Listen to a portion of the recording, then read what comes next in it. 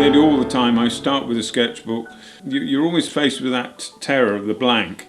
So the only answer is to draw, and to draw anything as long as it's something. It's no use waiting for the mood to be right. You have to just work so that you work through until your mood is right.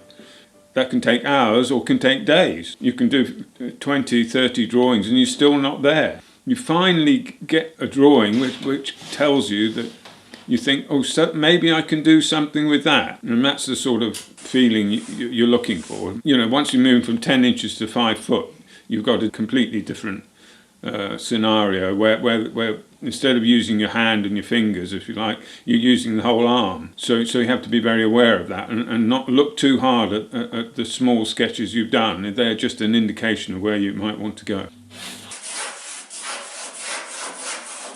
We're so awkward as people because once you get close to the end you almost don't want to finish because then you're faced with the blank again. I've got these 3 sort of tools that I can play with in the drawing, in the sense is that I've got this pencil, this paint and this wax. The pencil creates the very finest lines. The wax acts as a resist to the paint, so and creates big thick lines, but it also creates just a sort of tonal line rather than a really hard line that the pencil does.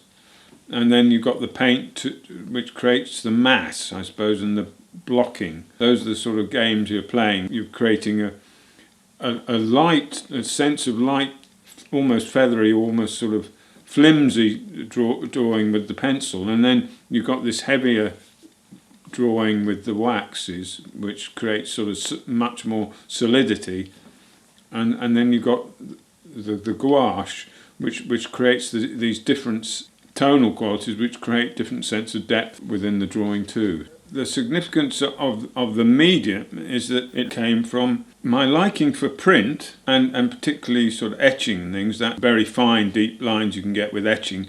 But the big problem with print is, one, you have to have a machine to do it with. 2, the scale isn't big enough.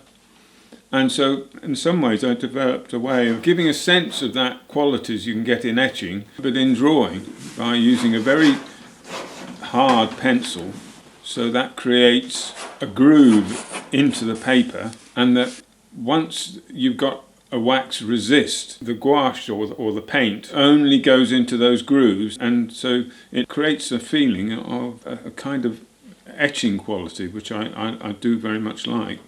Well, the starting point recently has always been the square, and then within that frame you're creating a sort of living entity. If you have a rectangle, you've got a lot more decisions to make. I wanted to avoid those ideas of portrait or landscape. It's anonymous. Anonymous is perhaps too loaded a word, but it's neutral. Drawing always was a choice for me because I always wanted to do something where it was simple and I could move easily from one thing to another. The drawing then is an attempt at looking at the world, in a sense, in its entirety. When you look out at the landscape, you're always trying to look on and on and on, or deeper and deeper and deeper, through, up, down and into. And in some ways, that's the sort of attempt I'm trying to do, is to do those sort of things within the drawing, almost imagining what life is like where you can't see it.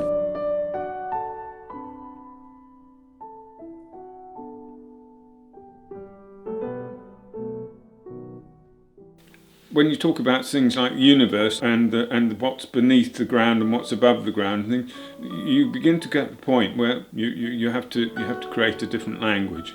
And I suppose that sense of overlaying, of depth, of veiling, of revealing, unveiling, and then we come back to order and chaos. All these elements mix up, and every time you're trying to get to the universality of things, and each attempt is a failure. So you try yet again. I mean, you're always going to fail at these things. I think I'm responding to sort of basic instincts within me, and that's where you want to just respond to gut feeling, really, and that's where it starts feeling more like something like physical movement or like dance, really.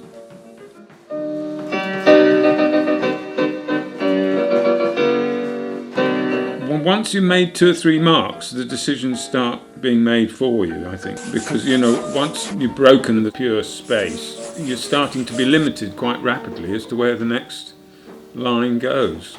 Later on, once you've got quite a structure within the drawing, you actually are not making the decision at all.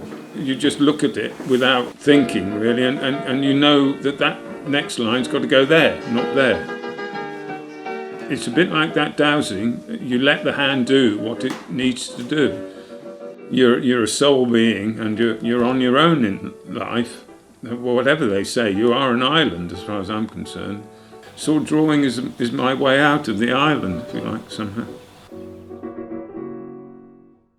There's nothing to understand, if you like, within the drawing. It either says something or it doesn't.